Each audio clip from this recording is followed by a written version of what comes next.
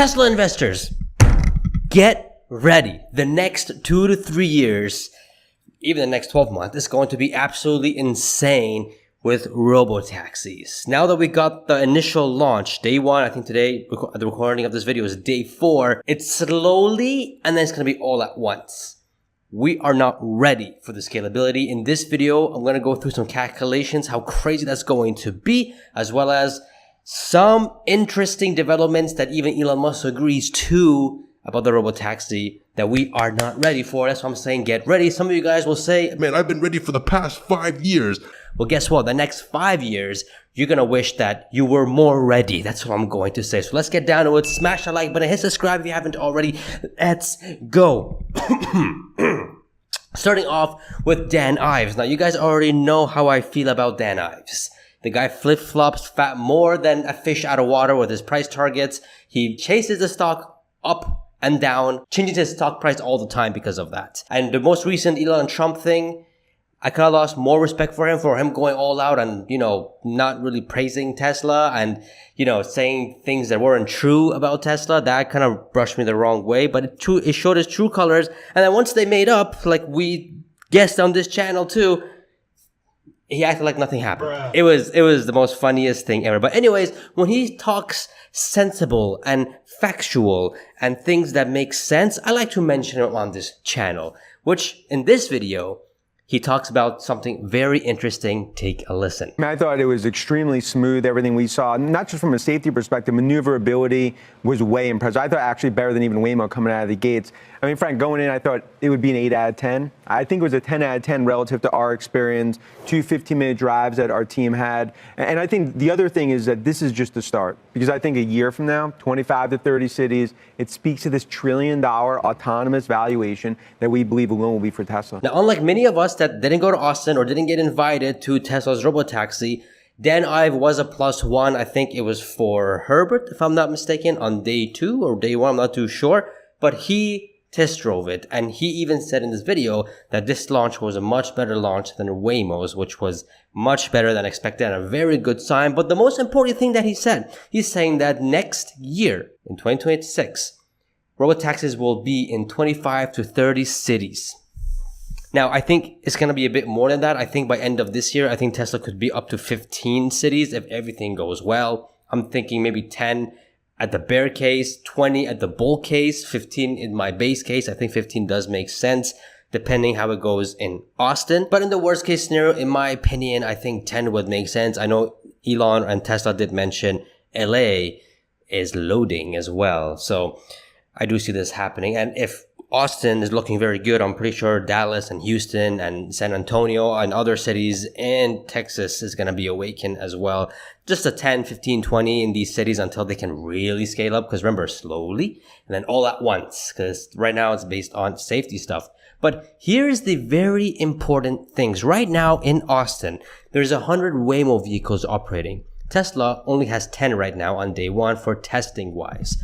But we should not compare to Waymo, because Waymo, again, it's geofence and they're limited and they're very expensive per each vehicle. Instead, I went and I asked Grok, I'm like, how many Uber rides are there or Uber drivers are there in Austin? And Grok is saying approximately between 20,000 to 40,000 active Uber drivers. Guys, this robotaxi thing, once it's scaled, it's 1/7 cheaper than Waymo, and I think it's about 1/5 cheaper than Uber. Believe it or not, Waymo is more expensive than Uber because people don't have to deal with a driver, which is absolutely mind-boggling to me. But Waymo is more expensive than Uber. And what do you think is going to happen once robotaxis are out? 1/5 cheaper than Uber. And we take the base case of, let's say, 20,000 in Austin. I think when you have a much cheaper service, a much better product service, I think this can exceed to maybe 50,000, 60,000. If the population is 1 million in Austin, this can go up to 100,000 if price per mile, cost per mile is literally 30 cents. It's insane. If you look at California here, California alone has 209,000 Uber drivers. This was based on Q3 2024. Based on Q1 2025, it's closer to 300,000. And we're not even talking about Lyft. This is just Uber, which is just absolutely insane. Now, here's the crazy part, guys. Jimma or James Duma. He is a very well-known tech guy who studies robotaxis very deeply. And he says that the TAM is at least 25x larger than the current rideshare market. 25x. So guys, let's take this at a much greater scale, right? Right now, there's about 1.5 to 2.5 million Uber drivers in the United States and about 700,000 Lyft drivers in the United States. Let's round that up to, let's say, 2 million ride-hail riders in the United States. If we give this a 25x TAM, that's 50 million robotaxis on the road, which is just absolutely insane. Let's say, I know Elon has mentioned that 90%, 95% of the whole market share of robotaxis will be Teslas, and I do believe him because there's nobody else who can scale and have that many vehicles on the road and make cost-effective vehicles that can do robotaxis. That's why I think Tesla has one in the bag. Let's say 80%, around 40 million robotaxis on the road in the United States once scaled and matured. Let's just say that, right? In this chart, you guys can see, forget the years, forget about that. Let's do the fleet. Putting 40 million vehicles here. And again, FSD subscription every year is about $1,200 or 99 bucks every month. And I'm pretty sure if there's 40 million robotaxis on the road, I'm pretty sure Tesla will be charging a lot more than 99 bucks per month. But we're gonna roll with it. Let's say base fare is $1, cost per mile is 50 cents, 30 trips per day per each cybercab or each robotaxi. 5 miles being the average commute. 30 times 5 is 150 miles. Let's put that 40 million in. Look at that. That's an annual revenue of 1.6. Is that trillion? That looks like 1.6 trillion in revenue. Let's say Tesla takes 30% cut, and of course the FSD as well. That's about $500 billion in profits. Give it a 30 PE. That's 15.6 trillion in market cap and a stock price of 4,500 bucks per share. That is insane. That is insane. No, but Pejjy, 80% doesn't make any sense. Lower it down. Go down to 20 million. Make it 40% or 30%. Let's do 20 million. Let's see what the numbers will be with that. If this is how Tesla's going to be making the money and putting it. We'll know more of that details in Q3 and Q4 earnings call. But look at that. 800 billion in revenue and 261 billion in profits. Nearly 7.9 trillion in market cap and a stock price of literally 2,200 bucks per share. That's insane. Kathy Wood said what? 2,600 by 2029? That means 20 million robotaxis by then. Is that even possible? With the cybercab coming out next year, what is it? 5 seconds being produced? Every 5 seconds a cybercab is being produced? It's like building a phone at this point. I do believe that, which is insane. You guys want to see something even more insane? I'll show you guys. Now check this out. According to Grok, globally there's about 7.8 million Uber drivers. We're not even going to talk about Lyft, but 7.8 million Uber drivers in Q3 of 2024. I'm sure that's more than 8 million now, but let's just say 7.8.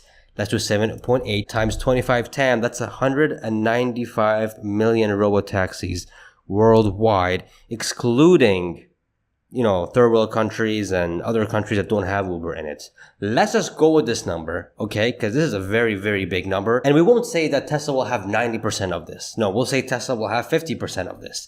Pretty much divide that by 2. Let's say 95 million robotaxis worldwide, which I do think Tesla will have eventually 100 million robotaxis worldwide. But let's say 95 million. In these current numbers, right?